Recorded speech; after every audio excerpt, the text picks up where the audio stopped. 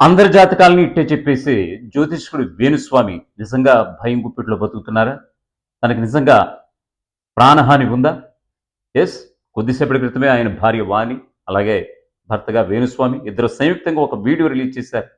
ఆ వీడియో సారాంశం ఏంటంటే 2017 నుంచి నేటి వరకు కూడా తనని 5,00,00,000 ఇవ్వాలన్న డిమాండ్‌తో జర్నలిస్ట్ మూర్తి తమను వేధిస్తున్నారని, తమ దగ్గర అన్ని ఆస్తులు లేవని, సో, ఈ క్రమంలో మాకింకా అంటే మీడియా వేదికగా ఆయన చేసినటువంటి మమ్మల్ని దిగజార్చే ప్రయత్నం అంతా ఇంతా కాదు.